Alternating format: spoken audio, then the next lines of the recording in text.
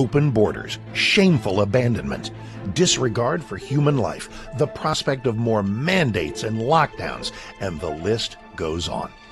Now more than ever, we need to stick together. Voting alone is not enough. We must use our dollars to support like-minded companies that fight for our rights and beliefs.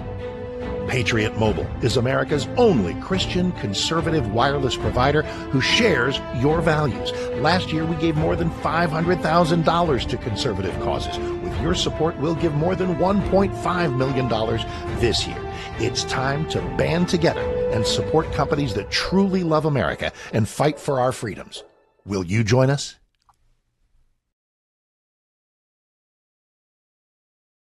This is Kentucky's Voice Radio, covering the latest state and local issues with Tom Fallbush, Bob Scott, and Jim Waters.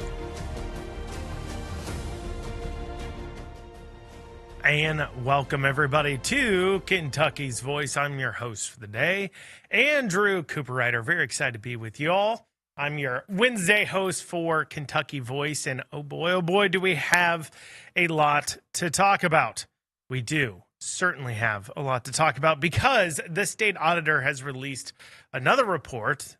This was a traditional audit report, not just a summary, digging into the Governor Beshear's administration as a whole, and found a lot of concerning things, including millions in tax dollars spent that's been unreported, including millions in double taxation, including a lack of a process when it comes to jeopardy tax evaluations, all kinds of things we will be covering today on Kentucky's Voice. Also, we will have a discussion a little bit about this Democrat debate. Now, this was, a week or two ago, and obviously last week I spent all my time talking about the Republican debate, but there was one moment that particularly caught my eye from the Democrat debate. The Democrat senators running, of course, to replace McConnell. It's kind of a mute issue a little bit on what they have to say. We haven't really covered a lot because, frankly, whoever wins that primary will most likely lose. In the general, we'll discuss the numbers as far as that goes, but Kentucky hasn't voted for a Democrat senator since the 80s. So that's why the Republican primary is a lot more heated compared to the Democrat primary. Just hasn't really gotten to the same amount of bomb throwing, mainly because they're just trying to keep everything as good as they can because they need every vote they can get when it comes to the general election. So we will be discussing that as well. If you like what you're hearing here, you want to hear more of me speaking for one reason or another, you can check out the Andrew Cooper-Ryder Show at theandrewshow.com. Once again, that's theandrewshow.com. You can also follow me on social media. There is some important deadlines coming up. The legislature, of course, is starting to go ahead and come out of session. They're kind of course, the deadline to file new bills has passed, and what they're working on now is certainly being taken down to the line, including the budget as well as the one-time $800 million taxpayer spending package that has been approved without knowing anything about it. And yet we still haven't quite figured out what they're going to go ahead and spend that on. And they do that on purpose, obviously, because when it comes to a time limit to go ahead and get it done, because the way the budget works is if they don't pass a budget, then Beshear gets to make his own budget. So what Republicans will do is they'll shove a bunch of trash into a spending bills, and then they'll put it before Republicans that otherwise wouldn't vote for it and say, look, we don't have the time to go ahead and take this out, because if we don't pass this half trashy bill, then Beshear will get to put in place his full trash spending bill. So that is certainly something that, to keep your eyes on and watch out for, because the legislature obviously, they don't like, necessarily, especially when it comes to spending, they don't want a lot of debate on it. The way it works is the House passes a version, the Senate passes a version, That's occurred already. And then they meet for a conference committee that they're currently in. So we haven't seen the final spending there. We haven't seen that one-time package either. Obviously, that's probably being hammered out within that conference committee as well, kind of being added onto it. So a lot going on there today. But first, we're going to start off with talking about that Beshear's audit report. Doesn't look good. Doesn't look good for the Beshear administration. Not shocking. His defense is also a little bit, shocking as well. But regardless, we will be discussing all that today on Kentucky's Voice. I'm your host for the day, Andrew Cooperrider. Bear with us here. We're going to take a quick 1-minute break, and then we will be right back here on Kentucky's Voice.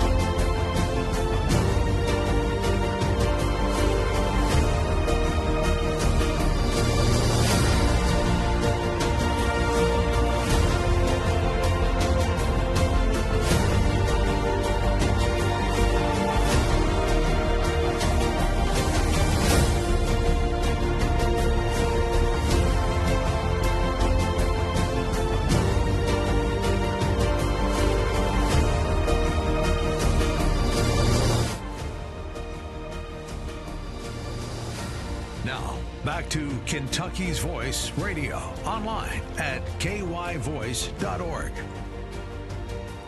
And you're back on Kentucky's Voice. I'm your host of the day, Andrew Cooperrider. We're going to be discussing this auditor's report that just came out here. Kentucky State Auditor put out a new report on Beshear's spending habits. Surprise, surprise, they're bad.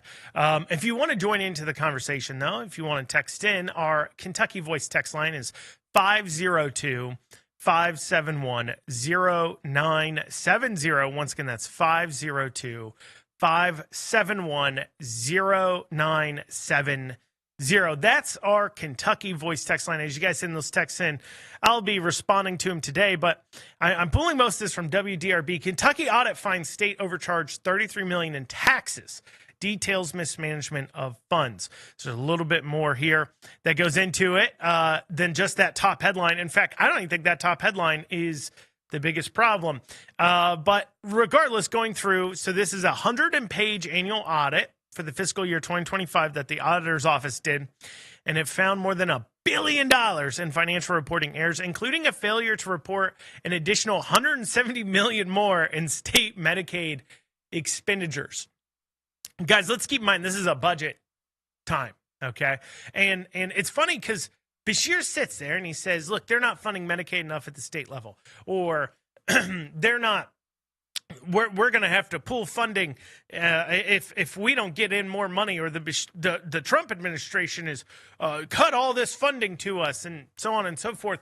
And so the legislatures come in and said, look, when it comes to Medicaid, when it comes to these things, let's adjust our budgets and let's figure this out. And so through this budgeting process, you may remember that the legislature has had to issue subpoenas even to get financial documents from Beshear on many subjects.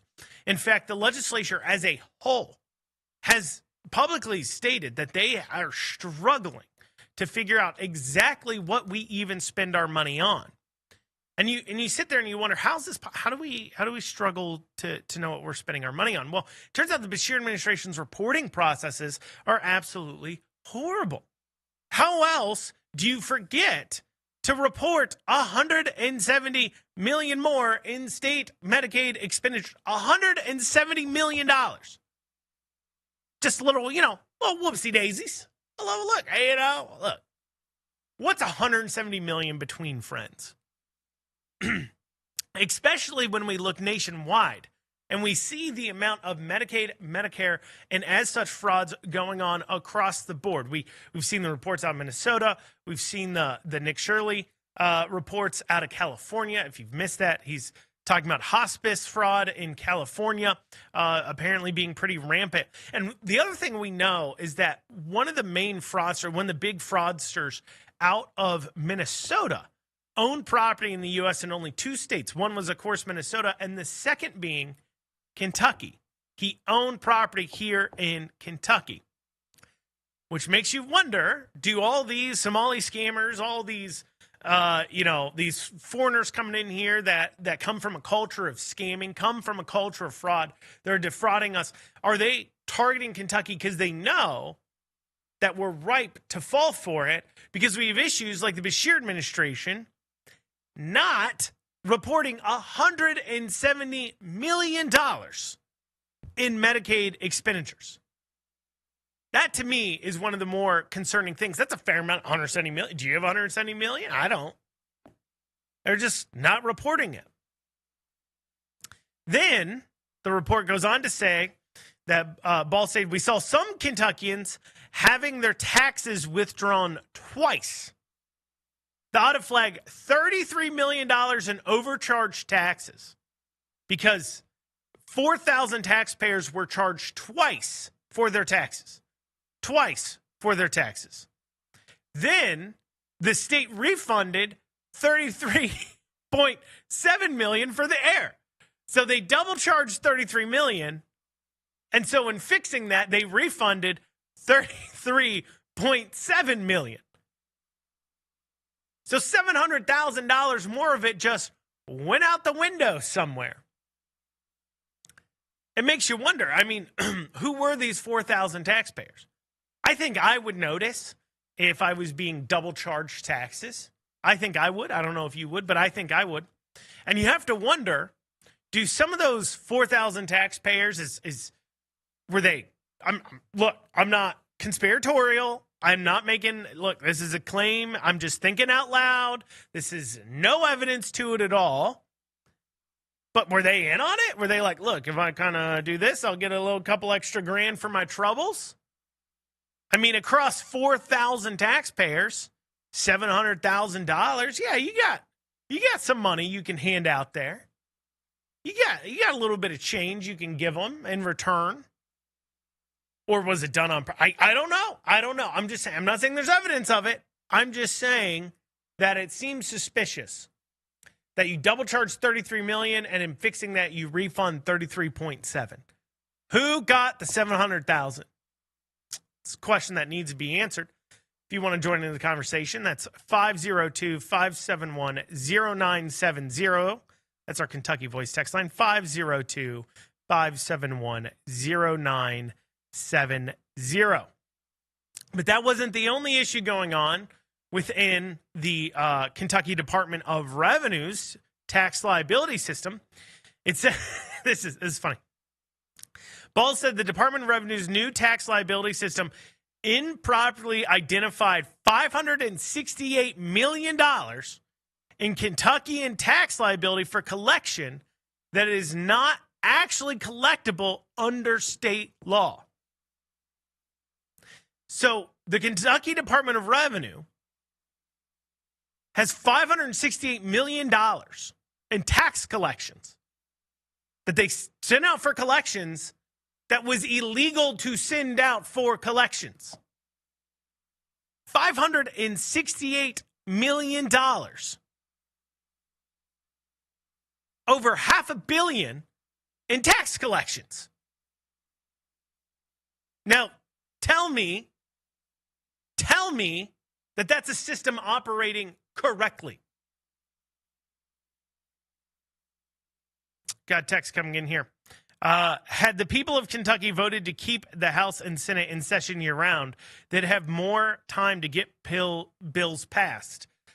So I do want to respond to that, because as we're talking about, because early on in my first segment, I was talking about bills going on and how they're kind of winding down the time and they'd have more time to get bills passed.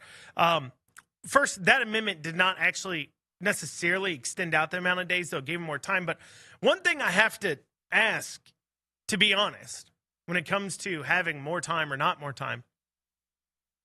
The legislature has all year round that they have committee hearings. The legislature meets all year round. This is something I'll never understand.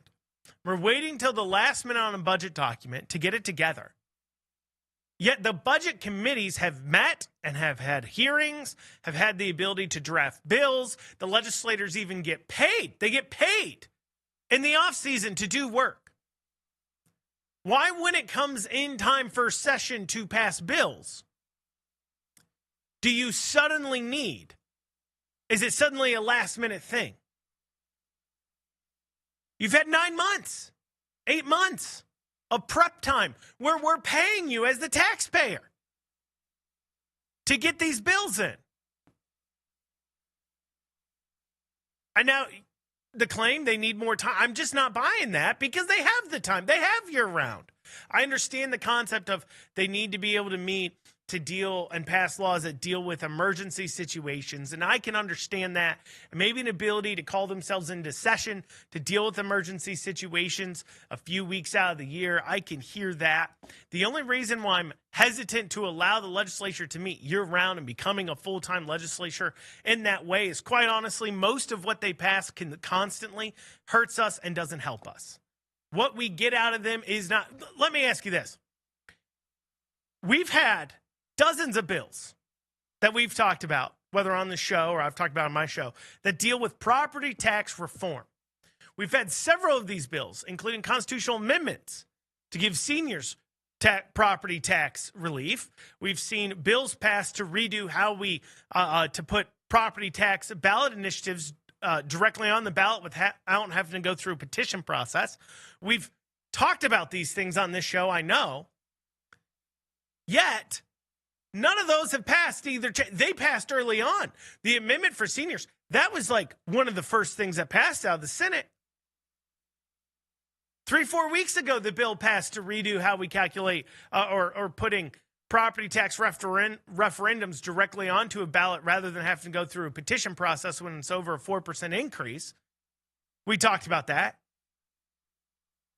And yet the other chamber hasn't picked it up, hasn't passed it. Plenty of time to do so, has not done so. You have to wonder, is this a time issue or is this a we don't really want to pass anything issue?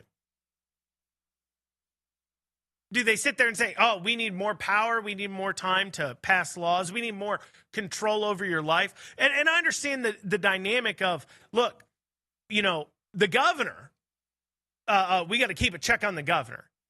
But power doesn't just exist with the legislature or the governor or the judiciary.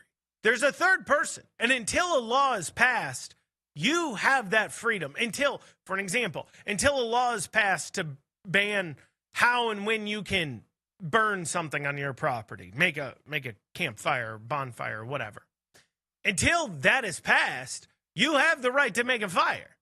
It isn't until they pass a law to restrict your freedoms that your freedoms get taken away. And leaving more power with the citizens isn't always a bad claim. Maybe you want to join in. 502-571-0970. When we come back, we'll continue to discuss this auditor's report. Sorry, the texter got me a little off track there. That's okay. I enjoy you guys texting in. But we'll be back here in a few short minutes to continue talking about that Bashir auditor's report.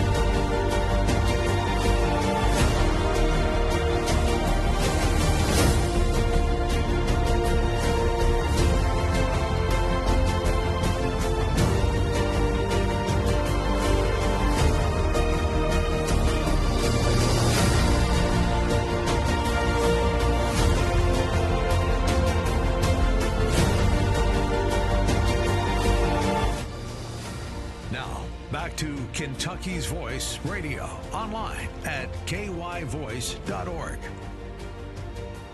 And you're back on Kentucky's Voice. If you want to join into the conversation, that text line 502-571-0970. Kentucky Voice text line 502-571-0970. I'll respond to your texts as they come in with my thoughts, my feelings. Last segment, we had texts come in that I, responded to. So going back, though, to this audit that the Kentucky State Auditor did, it's their yearly normal audit on everything going on in the Commonwealth, did on Beshear's administration, of course. How are they running things? How are they doing? So in the last segment, we talked about $568 million that, they sent out for collections that is not actually collectible under state law.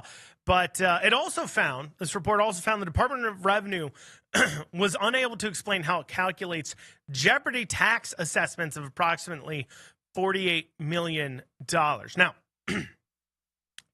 Jeopardy tax assessments, I believe, I know at the federal level what they are, so I'm assuming it's the same at the state level. This is where they decide that the cost to audit and figure out how much they owe the person the person owes the government will most likely cost more than the amount of money you're going to get from them. So if you believe they owe, let's say $2,000, but the cost, you think that's the most you're going to get out of them, but the cost to audit them and prove that they still owe you that $2,000 is going to cost $6,000. The idea is it's not worthwhile to go ahead and audit them and go after that money, so you just kind of leave it be. That's the Jeopardy tax assessments. So the state put forward $48 million worth of taxes they believe they could collect, but the cost to collect that $48 million and the auditing costs would exceed the $48 million that they'd bring in, so it'd be a net negative, so it's not worth doing. However, when the auditor looked at, okay, so you have this $48 million in Jeopardy tax, how do we come to this conclusion? They don't know. They can't explain it to her. They're like, it's $48 million. It costs more to collect. Oh, okay. How much will it cost to collect? I don't know. Just trust us. Okay. Well, how did you come to this? What's the formula for this? How'd you come to this determination? I just think you need to not worry about it. Just 48 million. What is, 10 million here, 10, 20, 30 million here. What's it matter? Why are you all up in our business over, $48 million that we're saying costs too much to collect and we can't tell you how? I mean, it's not as if when we don't have a hard formula that we can explain that means that, if we come across somebody that might be a little more politically connected to our boss or something like that we don't audit them like we would everybody else. We're not saying that. There's no claims of that. All we're saying is we don't know how we decide to not audit somebody or audit somebody. We just go off of how we feel. Certainly alarming. But the audit revealed other issues, Department of Revenue. Here's something pretty shocking here. We also found something that I think is pretty serious. They did a test hacking just to see how secure the system is. And we were told that the test hack got in about 5 minutes. 5 minutes. That's your, of course, your Social Security information, your tax information, pretty much everything about all the citizens of the Commonwealth, Social Securities, revenues, incomes, addresses, was able to be hacked. When they were testing the system, they could hack it in 5 minutes. Following up on that test hack, 5 minutes it took. The Department of Revenue didn't make any changes, according to Auditor Ball. She says, I don't think the changes have been made. I think the Department of Revenue was a little dismissive about our concerns. They felt like there was a risk, but it was a risk they were comfortable with.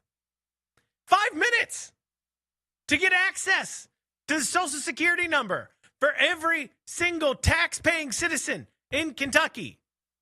Every single EIN for every business, every address, all the financial information, income levels, names, possibly answers to security questions, email addresses. Literally everything they need to steal identities. 5 minutes to get into. And the Department of Revenue is like, we're comfortable with the risk. Is it a little risky? Sure. But, we're pretty comfortable for that. But it wasn't just, no. It wasn't just the Department of Revenue who's got a hacking problem. Once again, if you want to join into the conversation, Kentucky voice text line 502-571-0970. This audit on the state done by the state auditor also found the Cabinet for Health and Family Services didn't secure people's social security numbers and personal information. For many of the problems, the administration said it has acknowledged, corrected, and listed changes to prevent further mistakes. But one area in particular is still a fight: computer logins in the Kentucky Transportation Cabinet. So we also have, we got hacking at Department of Revenue, where the auditor's like, look, they just didn't change much. They didn't change anything. They're like, we're okay with it. You got hacking concerns from Cabinet for Health and Family Services. Well, it's good, You know what? I like for the kids of the Commonwealth, especially those starting out in life that maybe on K-Chip or Medicaid or anything else, their socials are there. I like their credits to be wrecked before they even become an adult. Nothing teaches a child growing up the risk of the real world like having their identity stolen when they're 10.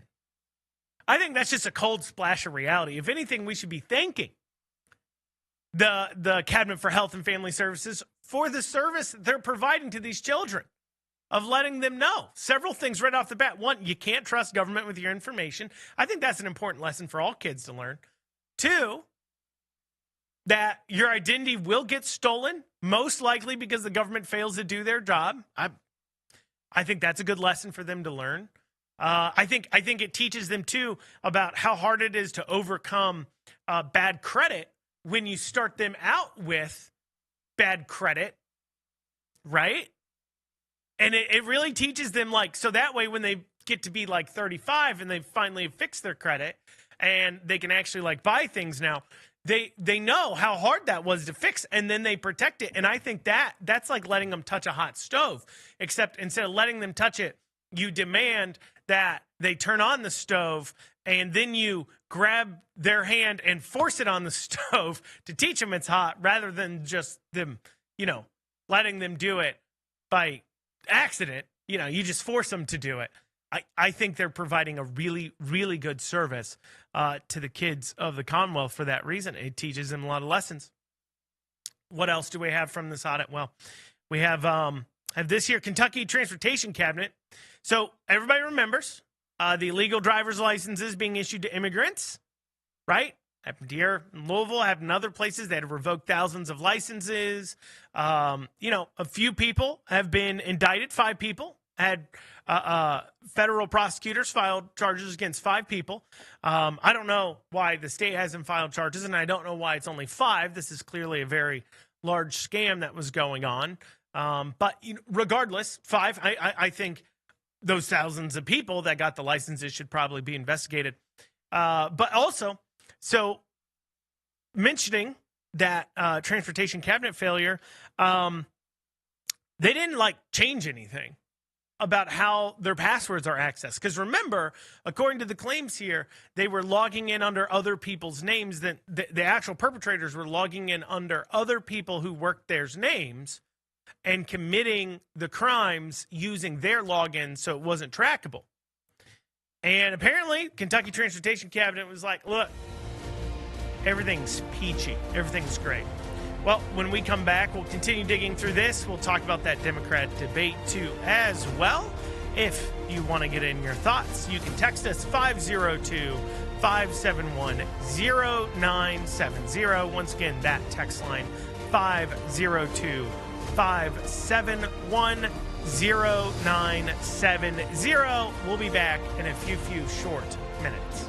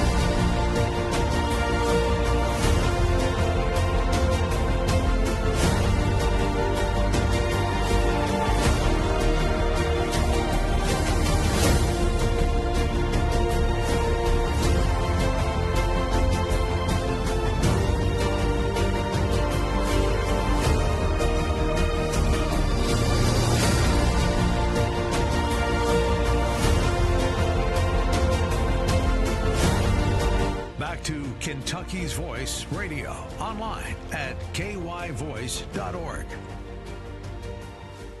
And you're back on Kentucky's Voice. If you want to join in to the conversation, you can shoot us over, text the Kentucky Voice text line 502-571-0970. So the last two segments, I was going through this Otters report. So we've got, let's just recap here real quick, right? So we've got, let's see, 33 million overcharged taxes, where 4,000 people were double charged taxes. And fixing that, they refunded 33.7 million, so 700,000 just kind of eked out the door there. We have 170 million in unreported Medicaid spending. We have over $500 million in taxes that they sent out for collections that is not collectible under state law. We have the fact that the audit found that the Kentucky Department of Revenue system could be hacked in under 5 minutes to get access to all of our personal information across the state. They found that the Department of Transportation has not changed much of their security system logins even after the people who were charged for the scam bribery scandal involving the driver's license, thousands of driver's licenses that were issued illegally using other people's logins. They didn't fix that. They also found, unreported expenditures. Just go through it all. So you see, huge problems. So what do you think the governor's office responded with? Well, here we go. Let me read their statement. Scott Ellis with the governor's office released a statement that said, under Governor Andy Beshear, Kentucky has experienced its 3 best years for economic development and the best year for new wages for our families. He's secured the 3 largest budget surpluses in state history while also cutting income and property taxes. His management of the state has led to upgrades from all 3 bond rating agencies, a first in our history. While the auditor plays politics, the governor will keep working to move us forward together. Hey, yeah, your systems could be hacked in like 5 minutes, and it's leaving like all your citizen Social Security numbers open to be stolen. How do you respond? Have you seen this economy? I'm doing great. I mean, sure, your average man and woman, don't really experience it. And sure, as we talked about this 3 best years of economic development, when we adjust for inflation, they don't look so hot. And also when we back out the fact the Ford battery plant was a bust, Envision AESC was a bust. By the way, real quick pause on Envision AESC. So Bashir's got this new Kentucky home page that he puts out there for economic development, talking about all the things we're number 1 in. And on the website, it still says we're number 1 in battery manufacturing. And it has a photo from the groundbreaking at the AESC battery plant, which has been basically shuttered. We gave them $110 million in taxpayer cash, forgivable loan that we haven't called in, cash, $110 million cash to AESC, which, by the way, Chinese, that's a Chinese company, okay, owned by China, with links to the CCP. But anyways, Chinese battery company, China, that we gave $110 million in cash to, still prominently displayed on his new Kentucky homepage as a great economic development win. But anyways, despite the fact he's lying, and despite the fact that when he talks about any tax cuts, one, to be clear, the net amount, so the amount of revenue being brought in by the state has gone up, but the amount of citizens within the state has not gone up. So mathematically, our net tax burden has actually increased, not decreased. That's the thing. They always talk about these economic developments. Now I'm going into a tangent, but excuse me. They always talk about these economic developments as how they're like a great investment. An investment to who? Who's it paying off to? I mean, you're taking our tax dollars and you're giving it to these people, calling it an investment. Has your taxes ever went down after they took your tax money and gave it to some business to bring in more jobs and more tax revenue because it's an investment? Did your taxes go down? No, they've only increased. Who's the investment paying off to? If it's my money and you're putting it into it, shouldn't the investment pay off to me? Every time I hear these people, well, if we don't do this, somebody else will get it. Oh, if we don't do this, we won't be. You don't want to invest in the economy? Who's getting the payoff here? I ain't. Are you? Anyways, hey, you double tax 4,000 people.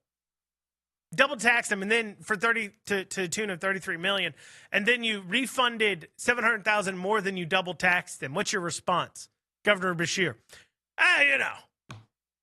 Have you seen the economic development we've done?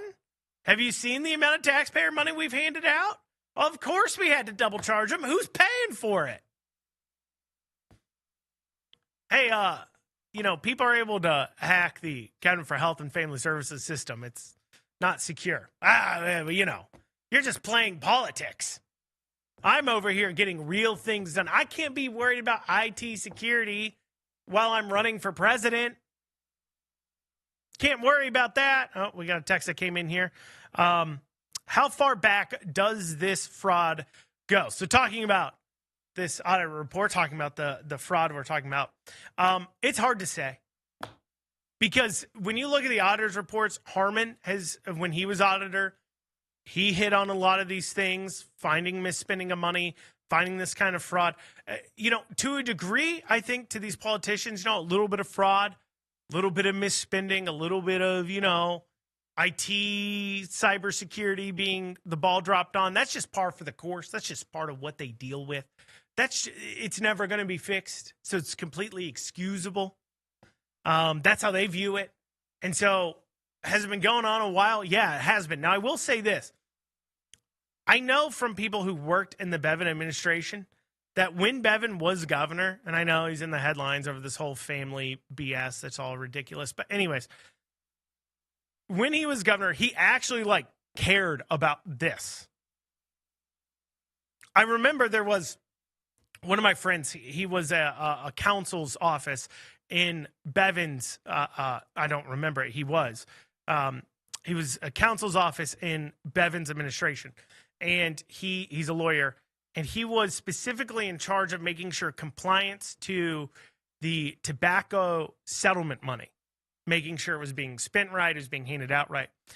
And I think he was on the show doing an interview, Representative Steve Doan, and he's been on my show talking about this. And he was nearly like, he felt like he needed security to be run out of town when he would go into these counties and say, look, you are misspending this tobacco settlement money. This isn't how it's supposed to be spent. This isn't what it's supposed to go to. It's not to grease the wheels of your buddies or anything like that. It's supposed to be done for these things, and you're not doing it right. And there was like an uproar. He felt like he was going to be, attacked because they felt like it was their money to spend however they want to, and there was no oversight that they deserved to have.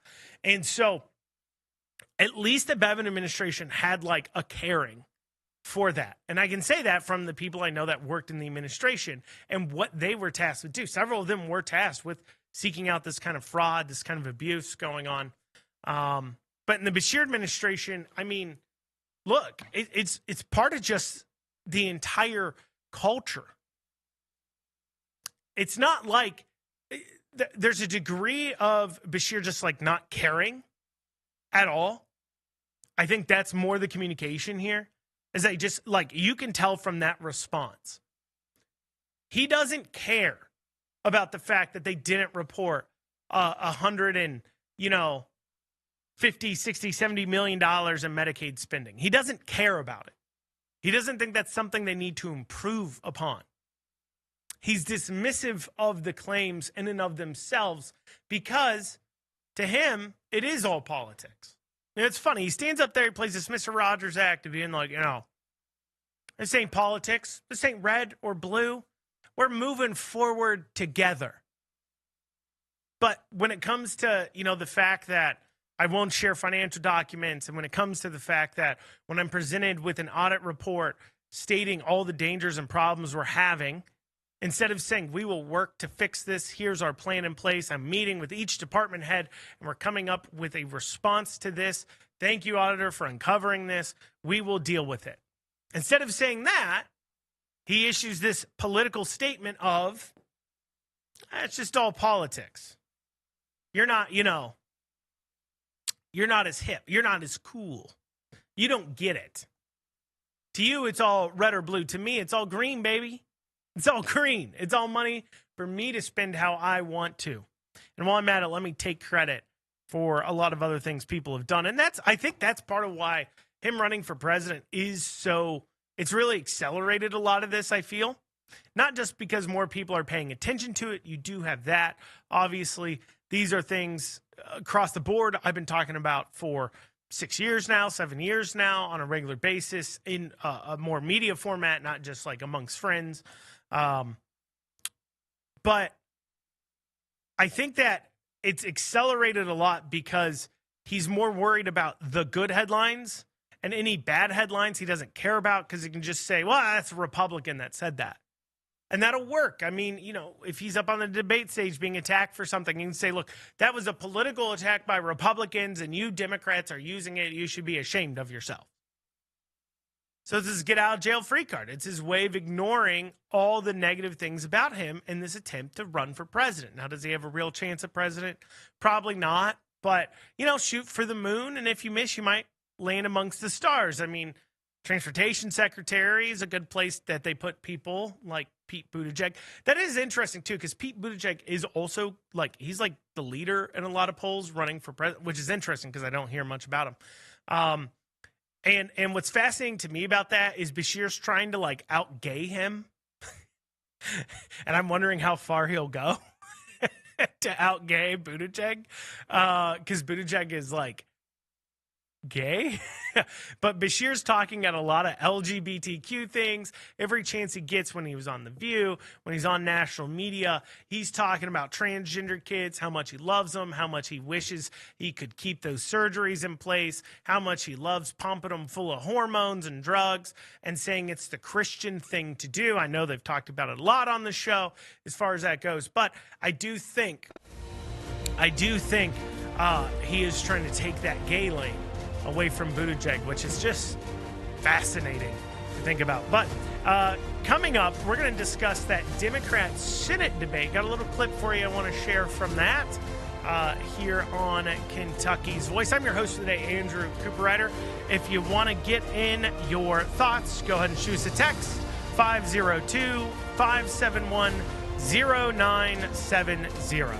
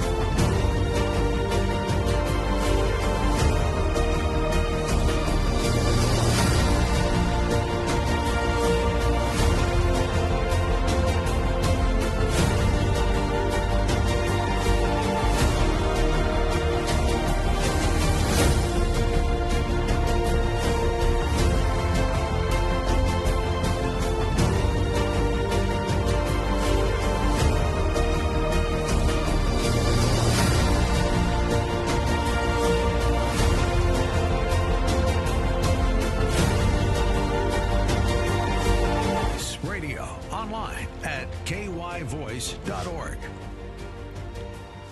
And you're back on Kentucky's Voice. Have a few texts here that have come in that I'm going to respond to.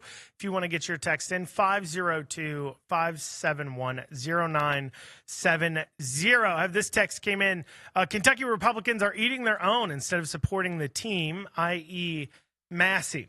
I think that's an interesting point to make. Overall, just across the board. I wrote an op-ed kind of about this like 3, 4, 5 months ago. It was published in a few papers. Not so much defending Massey per se, and some people like his votes, some people hate his votes, some people view it as consistent.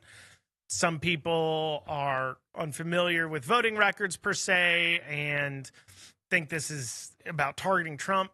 Not exactly. Some people say he doesn't support the team in Congress. Some people say he does. Regardless, there are the facts here. And the facts is that a Republican majority in the House, federally, that has Massey in it is worth more than a Democrat majority in the House to the Trump administration. Think we can agree on that? Objectively speaking, any Democrat will have a worse voting record than the Republican does. The Republican, right now, all Republicans have a better, more on track voting record with Trump than any Democrat does. I'm bringing that up because I've seen some really, really dumb comments where people were talking about trading. I've seen, not from you all locally, but just nationally, talking about trading Rand for Fetterman. Like, we propose a trade. Rand can go be a Democrat and Fetterman can come be a Republican. Have you seen the voting record of Fetterman and compared it to Rand? Objectively speaking, Rand has a lot better Republican voting record than the Democrat John Fetterman does. You can disagree with parts of it. You can say he's not a good Republican. You can say this or that. But, like, the idea, in the fact that some people have it in their head that Fetterman, from a conservative Republican standpoint, is a better senator than Rand Paul is bonkers to me. That is crazy. And so I bring that up because this texter is talking about people turning on each other. So you can hate Massey and privately within the state, you can vote differently in the primary or however you want to do. I don't care. But what I will say, and this is what my op-ed I wrote about a few months ago was about, is that the infighting amongst Republicans and breaking up the coalition, and I know a lot of people, and you've seen some national commentators saying, hey, you know, the MAGA movement's dead and everything. I'm not even saying that. All I'm saying is when we're talking about voting across, look at Trump's last election, right? One popular vote. But what we're talking about is a few percentage points here or there. We're trading in the margins. And when you look at the purple congressional districts, where one, we have to hold seats for Republicans, and two, we have to try to win seats from Democrats in purple districts, what you're doing in those races is you're trading in the margins, is what I call it. You're basically dealing with a few percentage points is the difference between a win and a loss. And anything you do that cuts away at those few percentage points for that Republican and the mode of people turning out to vote, independents voting for the Republican, so on and so forth. Trump put together a great voting coalition, and a part of that under threat by doing things like this giant public fight with Massey. And you can blame whoever you want to. But the point is the fight as a whole guarantees, to me, that type of thought process guarantees Democrats take the House because you're trading in the margins in these purple seats. Now, some of you live in districts, and a lot of us do, live in districts where, you know, the Republican wins 70% of the vote for Congress or 65% of the vote. And so it's not like all this huge, gigantic percentage of voters, you know, you may be sitting there saying, none of us have a problem with the fact that Trump and Massey are in a fight with each other, and that doesn't make me not want to vote. That's fine. But I'm talking about a very small percentage. I'm talking about 2-4% difference between wins and losses. A couple percentage points in 20, 30 key races means the difference between a Republican legislature and a Democrat House legislature. Means the difference between Trump being impeached and Trump not being impeached. And anything we can do to hold on to those percentage points, I think, is incredibly important. And in that same vein of talking about Democrats, I want to show you how insane and crazy some of these Democrats are and why it's so important that this infighting stuff is, we just kind of got to get over it. And by the infighting stuff, I mean at the national level. When you have a very, very safe Republican majority like you do here in Kentucky, at the state level in the primaries, having your disagreements is perfectly fine. And I'm not even saying in the primaries per se, if you want to vote for somebody other than the person sitting there, go for it. I don't care. I'm saying, though, that this big national fight that affects other races, not in Kentucky, is a huge mistake. Now, let me show you how crazy Democrats are. This is from the Kentucky Senate Democrats running for that seat, for that McConnell seat here in Kentucky.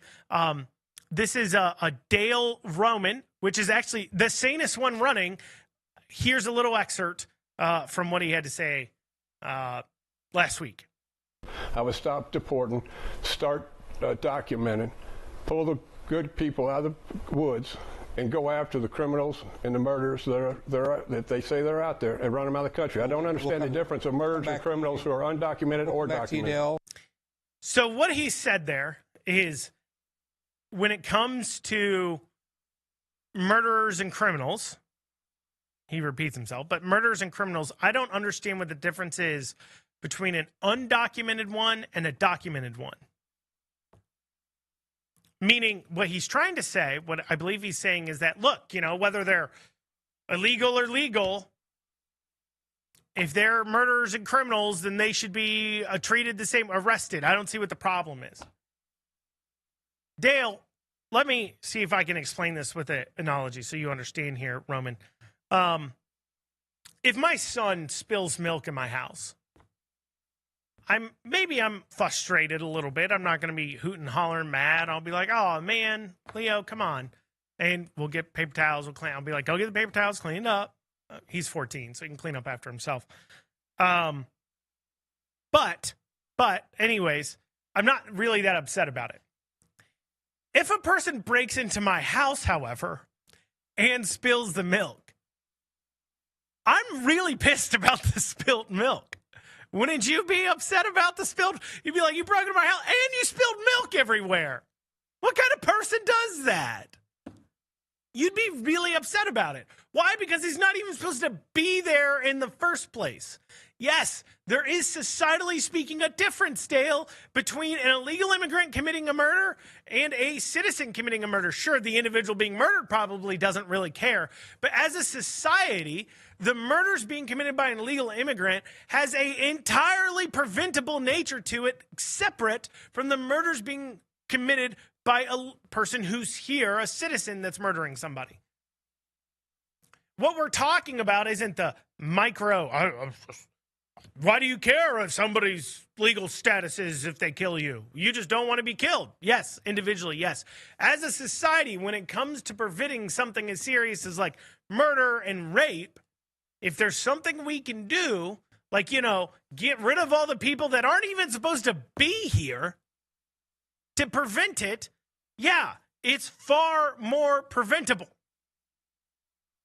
But they say these things and they're so dumb. And this guy's the sanest guy. The rest of them were like, oh, just amnesty. Let's just let all the illegals in. What are we even talking about? And he was, and he's honest. He's a horse trainer, I guess. And he's like, look, you know, I'm paraphrasing. Look, you know, I need legal immigrants to do the jobs Americans won't. For the pay Americans won't. You know, like slave labor. My horse farms run off slave labor. And if we don't have our slave labor, well, who am I going to? I'm going to have to hire an American and pay them a good amount of money to do the job. I need my slaves. It's weird how the Democrats come full circle on that. So they're outright crazy. And yeah, all this fighting is a problem. If you want to text in 502-571-0970. Text came in here, says, yeah, the government economy is great because of the overpriced property taxes they charge. You know what's funny is you mentioned that the government economy is great. I was just talking to my producer in the break, and I was a little distracted early on because I saw a headline just as it's coming in here, and I realized this headline's now a day old, where the U.S. Treasury Department has announced that the U.S. government is insolvent. We have 8 times our assets and liabilities, apparently. Yeah, you should probably Google that if what I'm saying to you is shocking. But yeah, the U.S. government is insolvent, according to the U.S. Treasury. So that's great. But yeah, at the state level, yeah, they're doing great. They're taxing us like crazy. Schools can spend $30,000 a student because they're just jacking up their property taxes, getting it high. Going back to our texts here, you can text in 502-571-0970. Someone else texted in. When you're talking about Rand Paul and Fetterman, it's the media highlights that people come to the conclusion of saying stuff like that instead of digging deeper and finding the truth. Basically, what's wrong with the Democrat Party in a nutshell. That's right. So he's talking about there earlier on this segment, for those of you who missed it, if you're just tuning in, is I mentioned that I've seen some really dumb comments of people saying things like, oh, let's trade Fetterman for Rand Paul. And I'm pointing out that Fetterman has a horrible voting record from a Republican standpoint. Like Rand Paul objectively has a better Republican conservative voting record, or even a Trump voting record, than Fetterman does. However, to this person's point, it's the media headlines that are grabbing people's attention and making them come to interesting conclusions. I see all the time conclusions like coming to Massey and the War Powers resolutions and them saying, oh, he's just doing that because he hates Israel or loves Trump or hates Trump or whatever. Guys, Massey's first year in office, he filed a War Powers resolution on Obama about bombing Egypt. There hasn't been a War Powers resolution to stop bombing a country we haven't officially declared we're going to war with that Massey hasn't voted or supported. It's just what it is. So, yeah, to your point, Texter, yes, the headlines grab people's attention, and sometimes they don't pay attention as much to what's actually going on behind the scenes and doing their research. Well, y'all, that's what we got time for today on Kentucky's Voice.